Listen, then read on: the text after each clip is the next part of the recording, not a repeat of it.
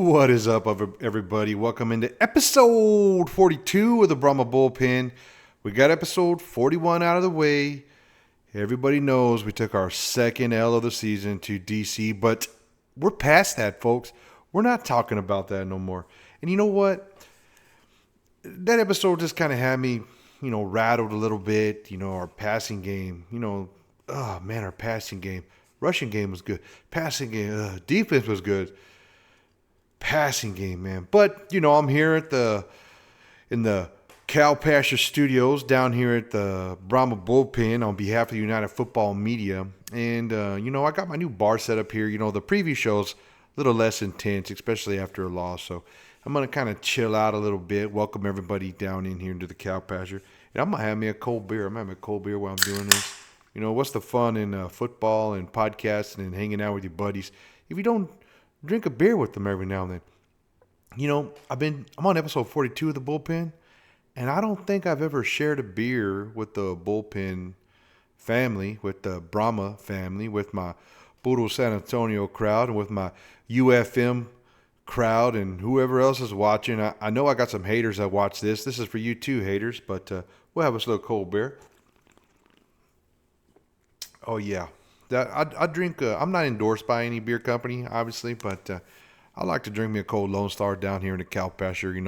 It was what I consider a microbrew before microbrew was cool, right? But anyways, thanks for watching. Thanks for tuning in. One of the things I always don't do because I don't want to come off like a beggar and put and say like, share, subscribe. But hey, man, like, share, subscribe. And in the words of the famous Josh Pate, it's free. It doesn't cost you nothing. And it helps us. It helps with the algorithms. But enough of me begging, enough of me drinking. Let's get into preview for week 7. So first of all, we got the full league here. We got the Showboats going to the Renegades on Saturday, then followed up by literally the Battle of the Titans, the undisputed top 2 teams in the league. St. Louis Battlehawks going to Birmingham. As somebody was putting on Twitter, hey, St. Louis is coming to town, pack the stadium, I said, yeah, you'll get the stadium packed if you move the game to St. Louis. Freaking Birmingham, 9,000 fans per game. What is wrong with you guys, dude? Back-to-back champs, undefeated season, by far the best-looking team so far in the league.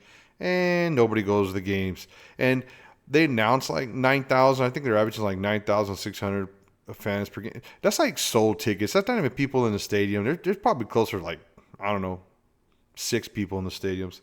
Yeah, you guys can hate on me for that. But doesn't matter if there's anybody in the stands.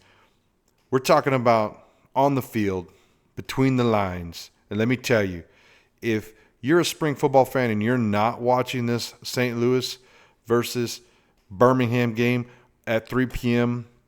Saturday on Fox, what the heck are you even doing, man? Clear your damn schedule. This is going to be the game of the season, hands down. I didn't mean to gloss over you Showboats in Arlington, their first game of the day. But, if you got errands to run or something, go do it at 12 p.m. Central, 12 p.m. Eastern, 11 Central, because that's going to be a turd for Loader. And I don't mean it's going to be raining. You know what I'm saying? We're going to call that the Toilet Bowl. All right, getting into the Sunday's games. Another, what I would consider pretty evenly matched game. Panthers going to D.C. We all saw what happened to our beloved Brahmas up in D.C. I don't know why I keep bringing that up. Hold on, I think it calls for a cold beer. This is a family-friendly show. Make sure you're 21 before you drink. Or if you're in the state of Texas, you can drink under the age of 21. At the age of 18, as long as your parents are with you. So if your parents are with you and you're 18, you can drink, or wait till you're 21. All right, there's my public service number. Oh, and if you have a problem with drinking, please get the help you deserve. I don't have a problem with drinking. There's a difference between drunks and alcoholics. Alcoholics go to meetings, drunk don't go to meetings. But anyways, we'll leave that for another podcast during the off season, out of season. Can I say off season? Anyways, Panthers, DC, back to football, right? I'm rambling for some. You could tell I've had a beer or two. Anyways, back to football. Michigan, DC, going to be a evenly matched game. Two pretty solid defenses.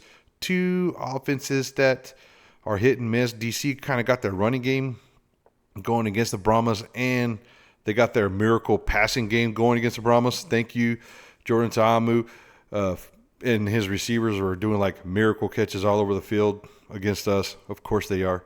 But, we used our miracles to beat them game one. But I digress. We're 1-1. Get over it. Anyways, Michigan's running game's doing great. Their defense is solid. Etling has came in and been able to run the ball and throw the ball just enough.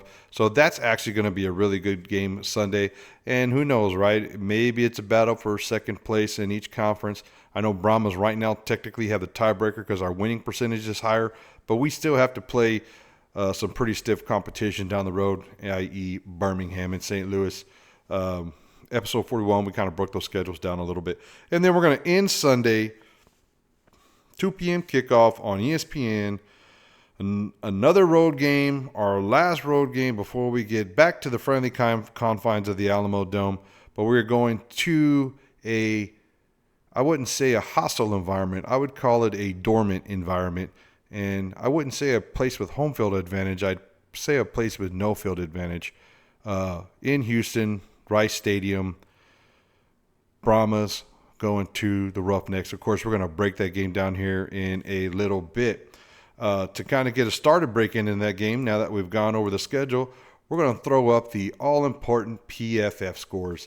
I say all-important because people sometimes are like, oh, the numbers don't mean anything in PFF scores, and we get criticized for using them.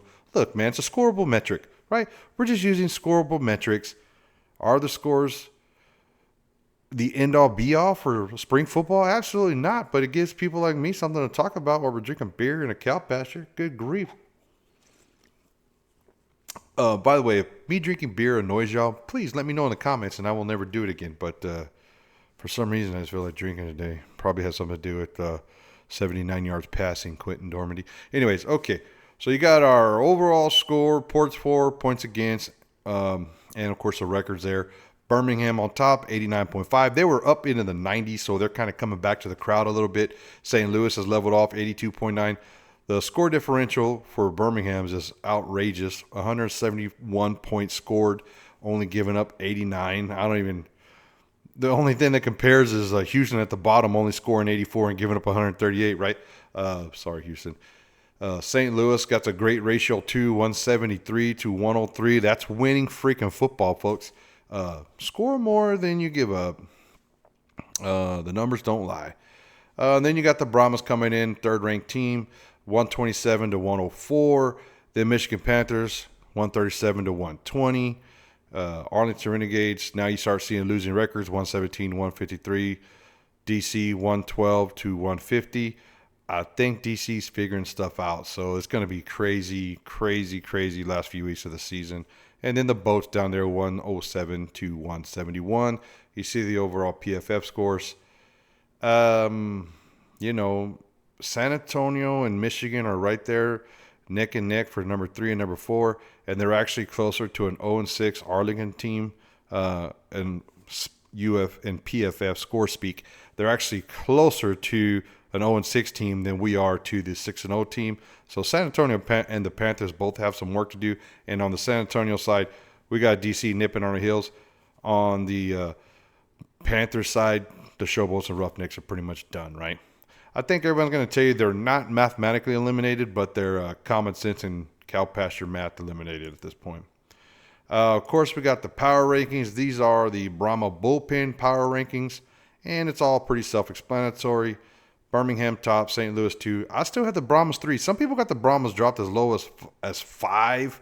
I think we'll cover it here in the next graphic, but the United Football Media folks got San Antonio ranked 5. We lost a 6-point game to DC in the rain. Our quarterback has 70 yards passing, and our defense owned you guys most of the game, And our rushing attack is tops in the league. We are now the number 1 rushing team in the league, more than Birmingham. But if I'd have had to bet money what offensive stat we were going to be number 1 into, after 6 weeks, I would have definitely picked passing with A.J. Smith's offense. Why the shift? Could have something to do with Chase Garbers. Is Dormady a liability? Who knows, right? But You got DC, Michigan there on 4 and 5 respectively, and the next 3 don't matter. Arlington, Memphis, Houston. It is what it is. I truly think Arlington is better than Memphis and Houston, and so I have them ranked at number 6. Sorry, Brandon and Ace. Right? You guys picked wrong teams geographically to root for. It's not my fault. All right, our game graphic. Week 7, San Antonio at Houston. UFM updated power rankings. You saw on my slide, I started the Brahmas 3. The group, our media group, has them ranked number 5. And the Houston Roughnecks ranked number 7. I had them ranked number 8. So, going to be Sunday, May 12th, 4 p.m. on ESPN. Be there or be square. All right. Well, that was a slogan from the 80s, huh? Be there or be square. What is that? Reading Rainbow? I don't know. Man, I'm dating myself. All right, here we go. Week 7 stats. Overall PFF scores 73 to 59. Brahmas are better than Houston. Points scored, points allowed. We already kind of covered that. Brahmas better than Houston. Look at the completion percentage. Now, this is Quentin Dormady's completion percentage compared to Reed Sennett's completion percentage, not counting what Chase Garber's or Quentin, what was that? I don't remember the quarterback that got hurt. Quentin Tarantino.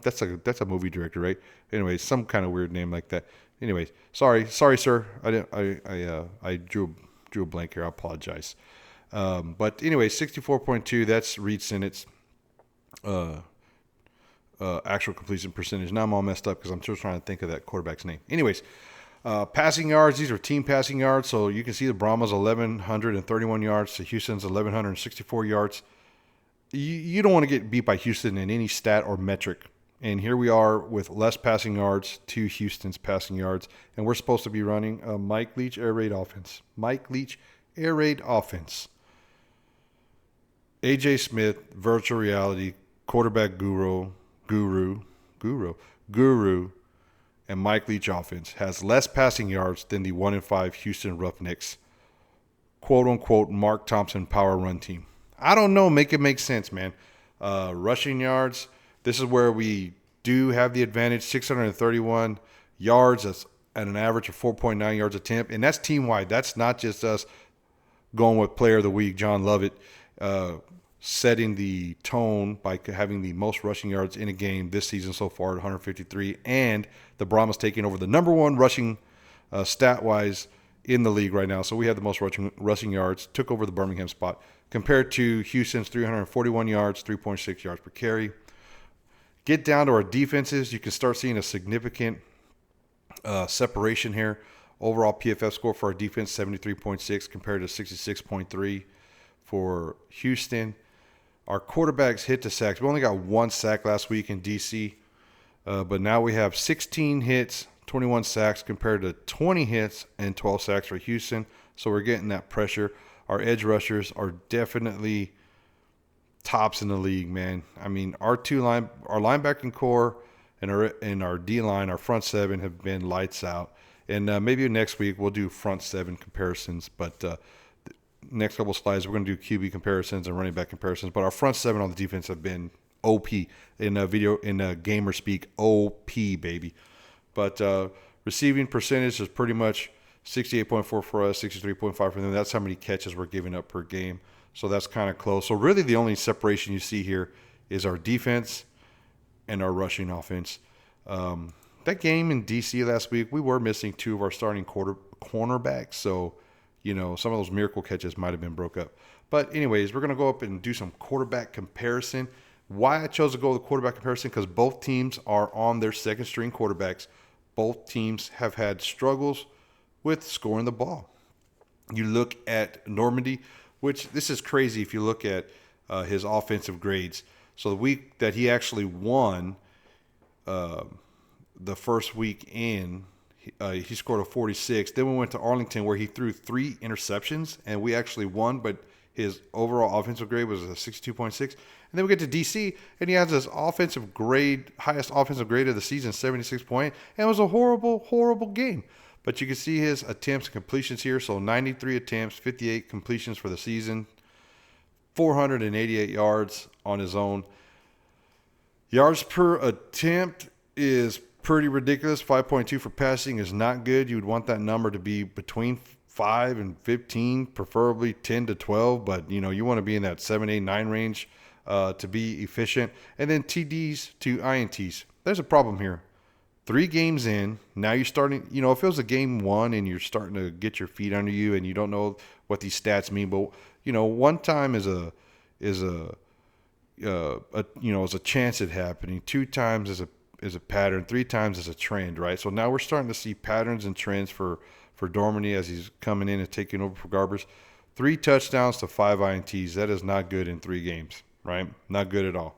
You look down there to Reed Sennett's stats. He's got 4 TDs to 2 interceptions, and that's through 6 games. So he played a little bit, 1 snap it looks like, in 1 attempt in game 1, and then he's pretty much been coming in and taking snaps the rest of the season.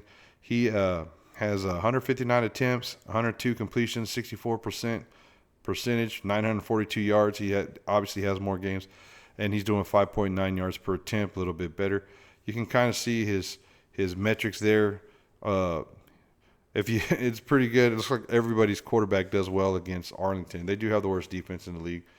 But we look at what we consider similar opponents. Look what Sennett did against DC. He had an offensive grade of 45.4. Somehow, Dormady had one of 76.8. Whichever one of our quarterbacks come out and actually performs like a starting quarterback, not like a backup quarterback that got thrust into the starting position, whichever one of these guys come out this weekend and plays like a starter, their team's probably going to win. And we're going to keep looking at offense. Let's pull up the running backs. Why? Because a team who scores more points wins the game, right? And we're here to win the game. So I put John Lovett, league leading rusher. He's got 74 attempts, 347 yards, 4.7 yards per carry. That's exactly where you want this to be.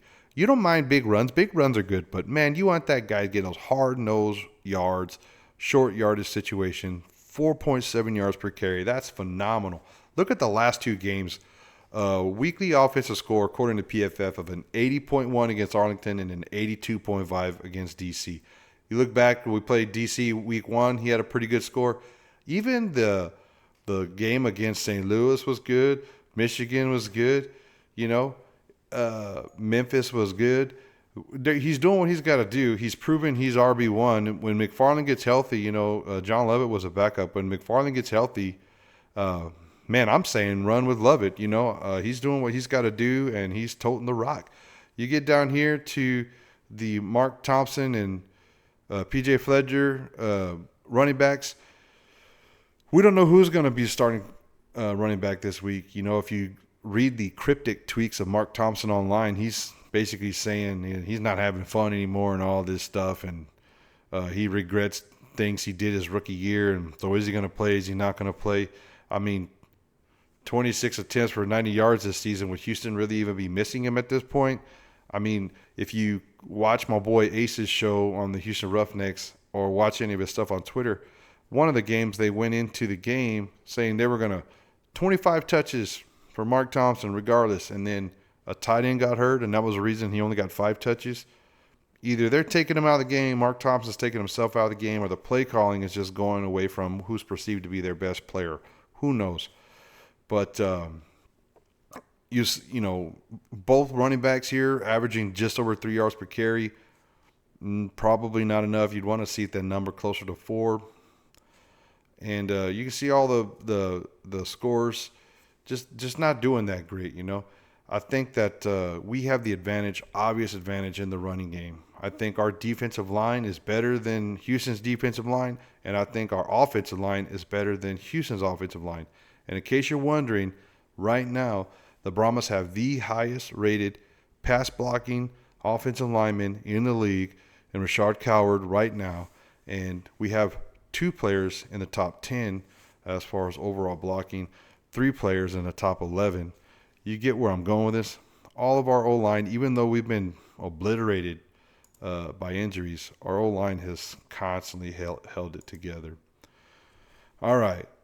So we talked about our offense. We talked about our passing game, rushing game. Talked a little bit about defense. We had a cold beer. Let me have another cold beer right here. And then we're going to do our win-loss predictions. Right now, I'm 19-5 for the season. I think that's pretty good. I had 1 week where I went 2-2. Last week, I went 3-1. I lost the Brahmas game because I thought we were going to beat DC. But I digress. This week, we got the Show Bowls going to Renegades. The Tulip Bowl, I think Arlington's better than them. Arlington's home. They're better than the Showboats. I think Luis Perez is going to have a day, and I think they're going to get it. I do think the Showboats are going to be able to run the ball on them, though. I don't think Renegades are going to stop much running. And then the Battle of the Week, the Battle of the Titans. I'm going with Birmingham, mainly because they're home. Also because they're probably the best overall, most well-rounded team in the league.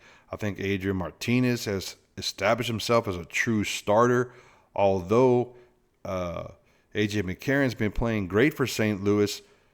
Martinez has that extra dimension. He's got them wheels, baby. He was the league's leading rusher until my boy John Levitt came up and topped him this past weekend. But, hey, man, I think Birmingham and St. Louis is going to be a great game.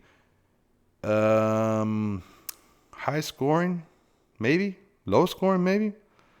All I know is the score is going to be close. Someone's going to win, someone's going to lose, and the score is going to be close. There ain't going to be no blowout this weekend in that game. Those two teams are going to battle it down to the fourth quarter. It probably look like a Brahmas game, within one score at the end. That's my prediction. Then we got Panthers going to DC. I'm going to be honest with you. I'm going to just be real with you, Bullpen fam, right now. I think DC's going to win this game, but I'm still salty. I'm salty from that loss. That would have locked us in for the playoffs, and now instead we're going to have to battle out with these dudes all the way to the end of the season. I got to listen to Webb. Y'all don't know what I go through behind the scenes with that guy. Hold on. I lost $20 to Webb. I did pay up, though. I paid up immediately. But now we're even 1-1 for the season. And I would just feel better if the Panthers beat them. That's it. Go Panthers, baby. Come on, Michigan. Do me a favor. All right, and then I got San Antonio. Obviously, we're going up against probably the worst team in the league. I'm going to go ahead and throw out my score prediction. Brahmas 27-15. Hey, Bullpen, how'd you come up with this prediction? Pretty simple. I averaged how many points per game the Brahma score, and I wrote that number down, and then I averaged how many points per game that the Roughnecks score. I wrote that number down. I think the defense, and why do I keep talking offense? Because I think the defenses are established. They're consistent, and they're going to do what they have to do each and every week. I'm not worried about our defense. I'm not worried about Houston's defense. I think they're both going to perform. Our offenses are the question mark at this point, which is wild to me because our offense was what we were coming into this season hanging our cowboy hats on. You know what I'm saying? But anyways, my score 27-15. Took the averages. As always, I'm glad week 6 is over. Let's get to week 7. And I'm going to say it's like a guaranteed dub. So I'm going to have a great weekend. I ain't even worried about this game. Bookmark that. We'll see what happens next week. As always, baby, thanks for watching. Thanks for tuning in. Let's end it with a horns forward. Let's go Brahmas, baby.